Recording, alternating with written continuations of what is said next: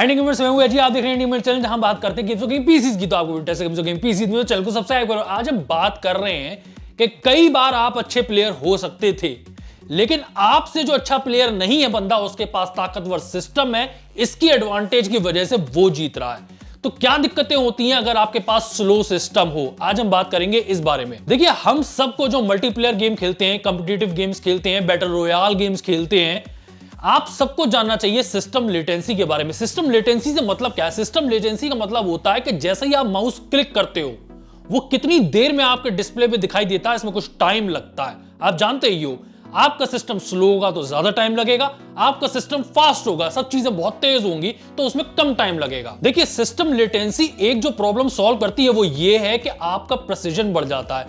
देखो, एक मैं बहुत साफ साफ आपसे बात कहना चाहूंगा, बिना अंग्रेजी पढ़े।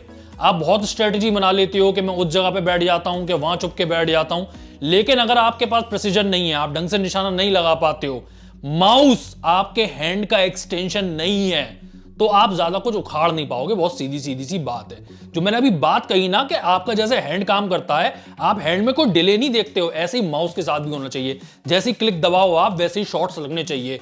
ये चीजें स्ट्रेट शूटिंग में तो सॉल्व करती हैं प्रॉब्लम, साथ में फ्लिक शॉट्स में भी सॉल्व करती हैं। फ्लिक शॉट्स के बारे में भी बात करूंगा। देखिए, प्रिसीजन के बाद में एक दूसरी चीज पे बात करना चाहूंगा, जिसके बारे में मैं पहले भी वीडियो बना चुका हूं और आपको दिखा भी चुका हूं, ये बात भी चल रही है कि कई बार क्या होता है, जो आपने सही निशाना भी लगाया है, जो हिट हुआ था, आपका निशाना एकदम सही था, लेकिन वो हिट रजिस्टर नहीं होता है। ये क्या अन्याय हो गया आपके साथ? आपने तो निशाना भी सही लगाया था, एनिमी वहीं पे खड़ा हुआ था, वो उसके बाद मूव हुआ और आपका हिट रजिस्टर नहीं हुआ। ये इसलिए हुआ कि कई बार जब आपका स्लो सिस्टम होता है, मान लीजिए 60 हर्ट्ज वाला सिस्टम है आपका, 60 एफपीएस निकल लें ग्राफिक कार्ड से, 60 हर्ट्ज का ही मॉनिटर है आपके पास, बहुत स्लो सिस्टम है, 60 मिली सेकेंड में आपका जो है सिस्टम लेटेंसी निकल रही है, तो उसमें माउस का जो ये बार बार इनपुट जा रहा है, वो बहुत स्लो रेट पे जाता है। तो माउस का जब तक इनपुट गया, तब तक वहां से बंदा हिल चुका था रियल वर्ल्ड में। यानी कि जो आप अभी गेम देख रहे हो ना, वो पीछे का गेम देख रहे हो। आपका क्रॉस हेयर आपने मूव किया एनिमी पे, निशाना लगाया, और वहां पे हिट रजिस्टर होना चाहिए। क्रॉस हेयर अभी है आपका यहीं पे, लेकिन फिर भी वो रजिस्टर नहीं होगा। दूसरा रीजन तो मैंने आपको बताया ही कि जो आप अभी देख रहे हो सीन अपने डिस्प्ले पे, वो डिलेड गेम आप देख रहे हो। वो बंदा वहां से हट चुका है, लेकिन आपका स्लो सिस्टम है, इसलिए आपको अभी भी डिस्प्ले पे अपने दिखाई दे रहा है। और जो पहला वाला रीजन बताया था कि जो माउस जो है वो स्लो हो रहा है, वो और इसे रीजन में ऐड कर रहा है। तो आपका हिट रजिस्टर होना, जो फास्ट मूविंग एनिमी है, उसमें बहुत मुश्किल हो जाता है। और अगर उसके पास एडवांटेज है कि वो 360 हर्ट्ज के मॉनिटर पे है, 360 एफपीएस वाला ग्राफिक कार्ड है, सीपीयू भी उसका बॉटलनेक नहीं कर रहा है, तो उसको एडवांटेज मिलेगी कि जहां वो निशाना लगा रहा है, वहां पे निशाना अगर लगा लिया उसने, तो वो हिट रजिस्टर होगा। मतलब ये भी बड़ी प्रॉब्लम है कि मैं निशाना भी अच्छा लगा रहा हूं, लेकिन वो रजिस्टर नहीं हो रहा है। और जो ये मैं बात कर रहा हूं ना आपसे, कि आप डिलेड गेम देख रहे हो, कि वो बंदा तो वहां से हिल चुका है। आप एक और एग्जांपल लो इसका, कि जैसे हम एक दूसरे के सामने आते हैं, एनिमी जो है एक दूसरे के सामने आते हैं, कौन किसको पहले देख लेता है? कायदे से तो ये होना चाहिए कि जब दोनों के पास सेम सिस्टम हो, तो बराबर टाइम पे देखेंगे। फिर तो खिलाड़ी के ऊपर डिपेंड करता है कि किसने सही निशाना लगा लिया और किसने पहले देख लिया, कौन ज्यादा अटेंटिव है। लेकिन अगर आपका सिस्टम स्लो है, तो आप डिसएडवांटेज पे हो, और जिसके पास लो लेटेंसी का फास्ट सिस्टम है, वो एडवांटेज पे है। क्यों? क्योंकि वो एक्चुअल में प्रेजेंट का जो गेम चल रहा है वो देख सकता है, और आपके डिस्प्ले पे जो अभी स्क्रीन पे आ रहा है वो डिलेड गेम है, क्योंकि आपका स्लो चल रहा है कंप्यूटर। और जो भी मैं बात कर रहा था, तो सीधी सीधी बातें हैं कि एनिमी बिल्कुल सामने आया तो आप निशाना लगा रहे हो। सीधे सीधे तो कभी खेल चलते ही नहीं है मल्टीप्लेयर गेम्स में। आप फ्लिक शॉट वगैरह भी लगाते हो, घुमा घुमा के माउस जो निशाने लगा रहे होते हो। जब सीधे में प्रॉब्लम हो रही है हिट रजिस्टर होने में, तो फ्लिक शॉट्स में तो और प्रॉब्लम होगी। अगर इसका भी प्रिसीजन आपको बढ़ाना है, तो आपको हाई रिफ्रेश रेट वाले मॉनिटर और high refresh rate graphic card पे निशाना लगाना चाहिए। अब 144 हर्ट्ज, ये तो गारंटीड की बात है कि 144 हर्ट्ज के ऊपर के मॉनिटर और उस हिसाब से ग्राफिक कार्ड आपको चूज करना चाहिए। उससे फायदा क्या होगा? आप ज्यादा इंफॉर्मेशन पा सकते हो, लेटेस्ट इंफॉर्मेशन। आपके निशाने भी जो हैं वो प्रिसाइज लगेंगे, वो रजिस्टर होगा हिट।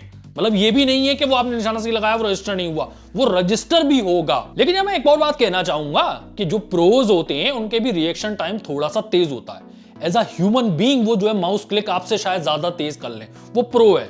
कई लोगों के पास ये मतलब इन बिल्ट बॉडी के अंदर ये एडवांटेज होती है। लेकिन वहां पर भी आप ये बात करो, बात हो रही है यहां पे कि खिलाड़ी बराबर नहीं है। किसी के पास अगर ताकतवर मशीन है तो उसके पास एडवांटेज हो गई ना। मान लो कोई प्रो भी है और वो बहुत अच्छा खिलाड़ी है, लेकिन अगर आपके पास एक ताकतवर सिस्टम है तो ये आपकी तरफ एडवांटेज है, जबकि आपका रिएक्शन टाइम चाहे कम हो। देखो आप जानते हो कि हम लोग जो है एफपीएस देखते हैं, ये MSI आफ्टर बर्नर वगैरह लगा के हम ये नापते हैं कि भाई कौन सा ग्राफिक कार्ड तेज है वगैरह वगैरह। जो पीसी बनाया है वो उस हिसाब से परफॉर्म कर पाएगा जिस हिसाब से मैं चाहता हूं। जिसको 60 हर्ट्ज की गेमिंग करनी है तो क्या उसको 60 मिल रहे हैं, कहीं ऐसा तो नहीं है 50 मिल रहे हो, 40 मिल रहे हो, कुछ बॉटल हो रहा हो। तो हम जांच लेते हैं MSI आफ्टर बर्नर लगा के एफपीएस का जो नंबर आता 60-60। अब तक प्रॉब्लम ये थी कि जो सिस्टम लेटेंसी है उसको नापने का कोई तरीका नहीं था ढंग से।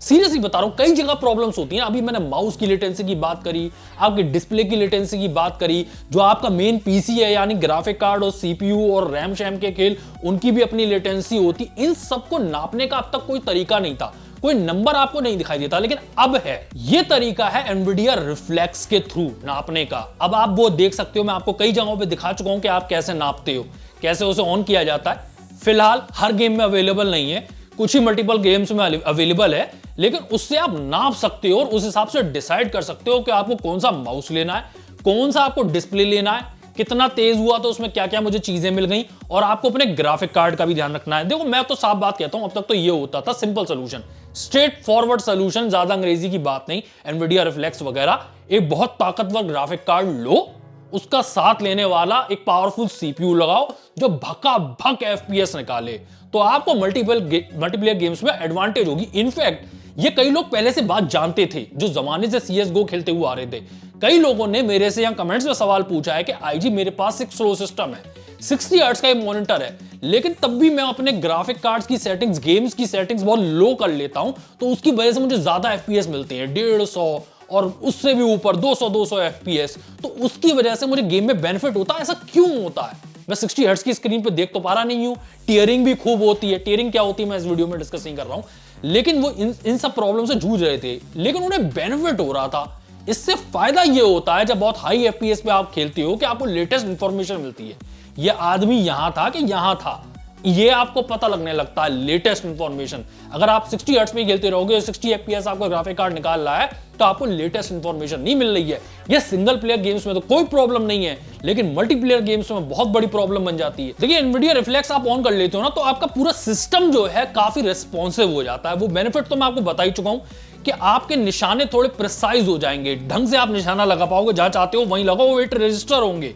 और दूसरा, आपको जब ये अपडेटेड इंफॉर्मेशन मिल रही है तो आप दूसरे से अच्छा खेल पाओगे। जो मैं आमने सामने आने वाली बात कर रहा था कि जब हम एक दूसरे के सामने एक साथ ही आए हैं तो मेरा निशाना उसकी तरफ लग गया, वो नहीं लगा पाया। क्या यहां पे वो भी बात आती है कि आप में से निशाना कौन अच्छा लगाता है, किसने ज्यादा प्रैक्टिस करी है, वहां पे खिलाड़ी पे भी डिपेंड करता है। देखिए अब तक गेम्स में कैसे काम चलता हुआ आ रहा था, क्या होता है, जो सीपीयू होता है आपका, वो रेंडर क्यू में इंफॉर्मेशन इकट्ठी करता रहता है, जिससे कि जीपीयू को खाली ना बैठना पड़े। जीपीयू 100% पे चलना चाहिए, मैक्सिमम एफपीएस चाहिए। एक बार को सीपीयू सुस्ताता रहे तो सीपीयू तेजी से जो है वो क्यू में लगाता जाता था इंफॉर्मेशन, और जीपीयू जो है रेंडर कर करके निकालता जाता था। इससे लेकिन प्रॉब्लम एक होती है कि आपको जो है अपडेटेड इंफॉर्मेशन नहीं मिल रही है, बिल्कुल न्यू इंफॉर्मेशन नहीं मिल रही है, जो कि मल्टीप्लेयर गेम्स में बहुत ज्यादा इंपॉर्टेंट है। यानी कि जब मैंने रेंडर क्यू में लगा दिया, ये फ्रेम तो मुझे अभी दिख जाना चाहिए था, लेकिन अभी नहीं दिखा, वो तो क्यू में पड़ा हुआ है, वो पहले दूसरे फ्रेम निकल जाए फिर ये लगेगा। अब क्या है, रेंडर क्यू का चक्कर ही खत्म हो जाता है एनवीडिया रिफ्लेक्स आप ऑन करते हो। सीपीयू बिल्कुल लेटेस्ट फ्रेम ही ग्राफिक कार्ड की तरफ फेंकेगा कि फटाफट से कर दो, कोई क्यू व्यू का चक्कर नहीं। और आप ये भी याद रखो, जो ये लेटेस्ट इंफॉर्मेशन गई है तो वो माउस से भी लेटेस्ट इंफॉर्मेशन ही उठाएगा सीपीयू। ये नहीं कि आपने क्लिक किया था और वो भी रुका हुआ है, वहां से एनिमी हट चुका है और अब वो इंफॉर्मेशन जा रही है, तो लेटेस्ट क्लिक भी आपका जो है लिया जाएगा। और ये सब चीजें प्लस होती चली जाती हैं, जिससे कि आपको एक्स्ट्रा एडवांटेज मिलता है। और लेटेंसी का मैं आपको बता रहा हूं, जो देरी लग रही है कि फ्रेम जो है या माउस से चला और डिस्प्ले पे आया, वो सब देर जो लग रही है उसमें काफी कल्प्रिट्स हैं। सिर्फ आपका कंप्यूटर नहीं होता है, जैसे मैं बार बार पेरिफेरल की कह रहा हूं, माउस की कह रहा हूं, माउस का डिले आप काउंट करो कि माउस ने कितनी जल्दी आपके कंप्यूटर के अंदर भेजा। और कंप्यूटर के अंदर आप बात कर लो, कंप्यूटर के अंदर आपका जो है गेम इंजन भी चल रहा है, वो गेम इंजन में कितनी लेटेंसी लगी उसे प्रोसेस करने में। फिर आपकी रेंडरिंग के जो खेल होते हैं सीपीयू और जीपीयू के, उनने कितनी देर लगाई उसको भी काउंट करो। अल्टीमेटली आपके डिस्प्ले में भी कितना डिस्प्ले आपका तेज है कि एक बार को आपका ग्राफिक कार्ड और पीसी भका भक इंफॉर्मेशन बिगड़ रहा था।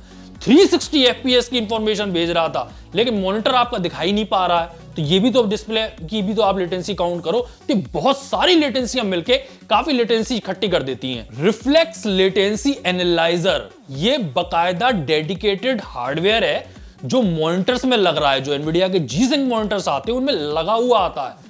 और ये आपको नाप के क्या देता है, सोच रहे हो आप, डेडिकेटेड कोई सॉफ्टवेयर नहीं है हमेशा ये वगैरह की तरह, डेडिकेटेड हार्डवेयर लगा हुआ है सारी चीजें नापने के लिए। 360 हर्ट्ज के मॉनिटर में आ रहा है, उसमें आपको मिलता क्या है, ये आपको एग्जैक्टली काउंट करके बताएगा कि आपका पीसी कितनी लेटेंसी दे रहा है, स्लो है वो, और आपका डिस्प्ले जो है ये कितना लेटेंसी में जोड़ रहा है। तो आप उस हिसाब से फैसले ले सकते हो। साथ में आपको यह भी बता देगा कि जो आपका पेरिफेरल है, जो अब तक नहीं नप सकती थी बात, तभी तो ये दिक्कतें होती नहीं, कि माउस जो है ये कितना आपका स्लो चल रहा है, क्या ये फास्ट दे रहा है इंफॉर्मेशन, या ये कल्प्रेट है जो आपका लेटेंसी में जो है आगे बढ़ा रहा है। और इसके लिए आपको करना क्या पड़ेगा, अगर माउस वगैरह का चाहिए तो आपको डेडिकेटेड हार्डवेयर खरीदना पड़ेगा, यानी कि माउस भी जो है वो आपको खरीदना पड़ेगा इसके हिसाब से चलने वाला, जो एनवीडिया रिफ्लेक्स के साथ काम कर ले। ये माउस आपका डायरेक्ट मॉनिटर में लगेगा, कंप्यूटर में नहीं लगेगा, आपके मॉनिटर में लगेगा, और मॉनिटर से एक यूएसबी केबल जो है आपके कंप्यूटर में जाएगी। और आपका जो डिस्प्ले की केबल है, जैसे अपना ये HDMI हो गई, डिस्प्ले पोर्ट हो गया, ये तो आपके ग्राफिक कार्ड में लगेगा ही लगेगा, लेकिन साथ में एक यूएसबी केबल और निकलेगी आपके मॉनिटर से, जो आपके कंप्यूटर में लगेगी। और तब आपको ये reflex latency analyser exactly count करके बताएगा कि कितनी देरी लग रही है आपके माउस क्लिक से लेकर डिस्प्ले तक आने में इंफॉर्मेशन। देखिए, अगर आपको इसका फायदा उठाना है ना एनवीडिया रिफ्लेक्स का, एक बार को आप डेडिकेटेड अगर मॉनिटर भी नहीं लेना चाहते हो, कोई बात नहीं है, 144 हर्ट्ज वाले आप थोड़े स्लो मॉनिटर ले लो। लेकिन अगर आप कॉम्पिटिटिव गेम्स खेलते हो तो इतना तो आप भी समझते हो, और पहले से ही लोग जानते हैं कि हमको जो है ये 100 FPS के ऊपर, मतलब 144 हर्ट्ज की रखो, FPS देने वाला ग्राफिक कार्ड जो ताकतवर हो, इतने फ्रेम भी जनरेट कर ले लेटेस्ट गेम्स में।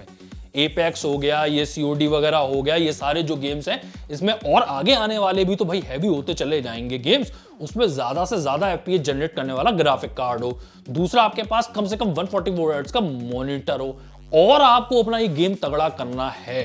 क्योंकि आप, सही बात ये मेरी ये समझो, कई बार क्या होता है, आप मर जाते हो, आप कहते हो कि मैं शायद बेकार खिलाड़ी हूं, प्रैक्टिस नहीं है वगैरह वगैरह। हो सकता है आप अच्छे थे, लेकिन हार्डवेयर की कमी की वजह से जो है आप कभी एनालाइज ही नहीं कर पाते हो गलती मेरी थी कि वो दूसरे की थी। जो मैं एक सीधी सी बात कह रहा हूं कि हिट मेरा अगर लगा, मैंने एनिमी पे क्रॉस हेयर किया और मेरा हिट भी लगा है, मैं देख रहा हूं, गोली चलाई, मेरा क्रॉस हेयर वहीं था, वो बंदा भी वहीं था, आप ये अपनी रिकॉर्डिंग्स में भी देख सकते हो, लेकिन हिट रजिस्टर ही नहीं हुआ। तो उसमें फिर आप क्या कर लोगे, वो दिक्कत जो है सॉल्व हार्डवेयर से ही होगी, या फिर आप इतनी प्रैक्टिस करो, इतनी ज्यादा प्रैक्टिस करो अपने स्लो सिस्टम पे ही कि आप ये सारे डिले काउंट कर लो।